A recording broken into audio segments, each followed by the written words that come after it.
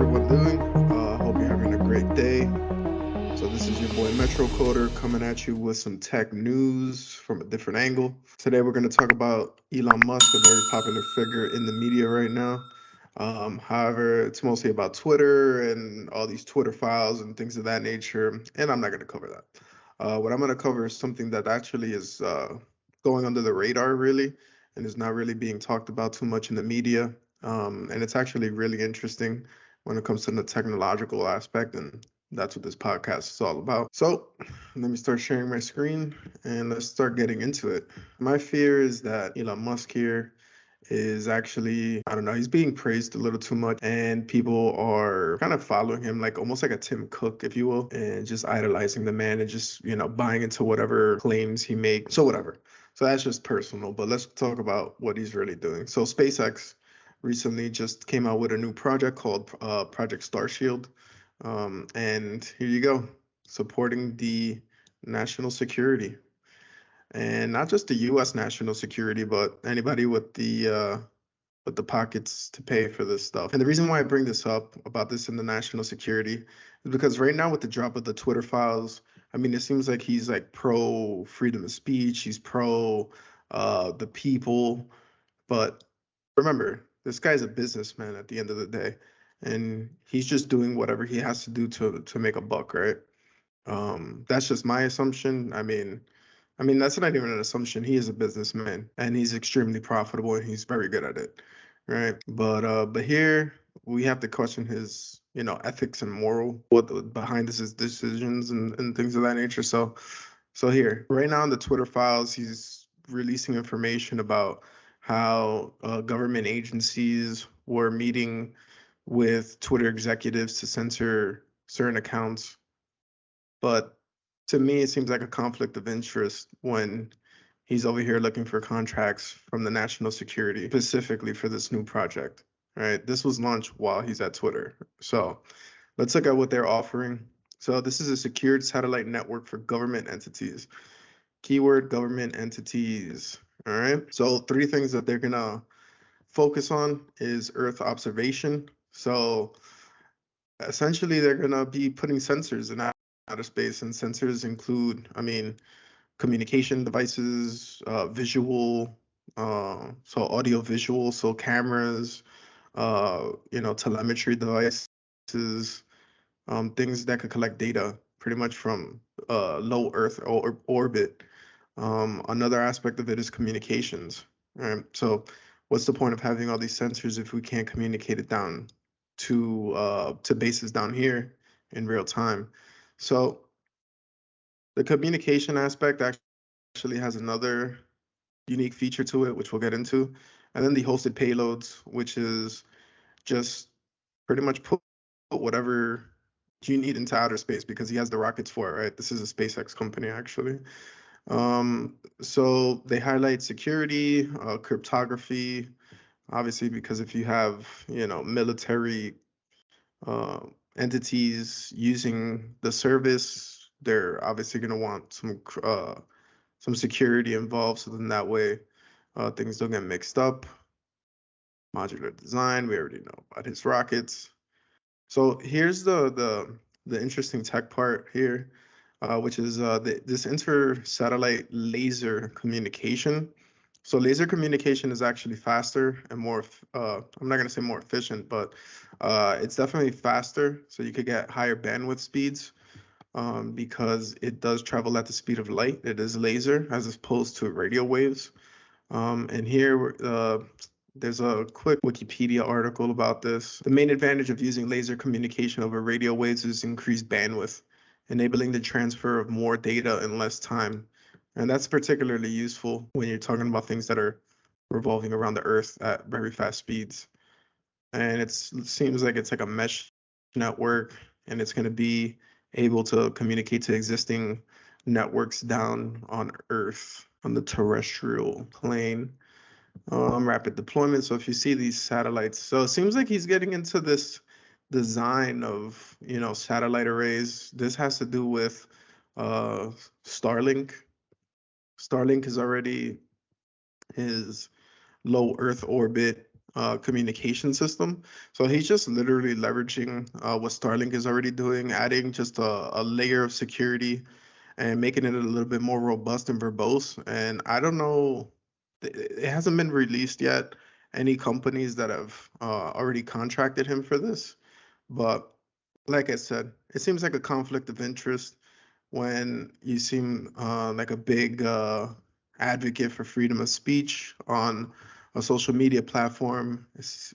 People want to believe that he's against the government and more for the people, but I mean, he's seeking their money. And here we have a couple of articles that highlight some contracts that have already been granted by the U.S. government, our taxpaying dollars going to Elon Musk's pockets here. So here you have a contract for $102 million, but from the Air Force to transport military cargo. Um, that's just one. And we have here two Pentagon contracts for nearly $160 million. And then we have the large ticket item here, and this was published in August 31st of 2022, which is $1.4 billion of our taxpaying dollars for 5 more NASA astronaut launches. So that means human space flight. So with that being said, what are your thoughts? What are your opinions on this? Yeah, it's cool technologically and everything, but he has a social media platform, like I've been saying. He's, revealing these 3-letter organizations are meeting with executives. They're censoring data, and they weren't even getting paid for it from what's being released on these Twitter files. People were just meeting with these 3-letter organizations because they were like, hey, let's comply. Now, Elon Musk actually has a conflict of interest. He has to be profitable on his ventures, both Twitter and now this what is it called? Starshield. This guy has great names for his projects, by the way. He needs the government to get contracts for these projects. These are high ticket items, right? But on the other hand, he's saying freedom of speech and he doesn't want censorship. I mean, in a perfect world, yes, freedom of speech, everything. Yeah, I mean, I hope he's really doing that. But there's actually been cases where he's actually already censoring people um, on their accounts, and it's really being underreported. People are really looking towards these Twitter files. He's done a great job though with the child pornography and exploitation component there, which actually brings me to another story. Actually, I'll cover that in another podcast, but it's essentially something very weird, and I'm conflicted about, which is why I want to air it out in detail. And it's about 90 activist groups sending a letter to Tim Cook about stopping child scanning software. So pretty much to prevent child exploitation and child abuse. So if you're an iCloud user, it was going to scan the image and cross-reference it with a database and pretty much help prevent this disgusting, things that have been going on. But now with technology, I mean, we can kind of track these things down a little bit better. But whatever, that's going to be on another podcast. That's it for now. Let me know what your thoughts are about SpaceX, the Starlink, the Starshield, this defense contractor. Um, yeah, Elon Musk being a defense contractor now and owning Twitter, and people really believing this guy is, I mean, he's anti-government, or I don't know what the deal is. Let me know in the comments. Let me know if I'm crazy. I don't know if I'm looking too much into this, but this guy, he's into too many things, in my opinion. Social media, he controls what you're driving. I mean, with the cars, they do get updates, their software and everything.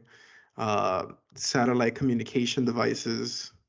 I mean, he has the Boring Company, which is a tunneling system, so he's going underground. He has the SpaceX. He wants to go to Mars. I mean, he's sending payloads into outer space. I mean, he's all over the place. He's all over the place. Um, Let me know what you guys think. Are you guys worried about Elon Musk? Am I the only one?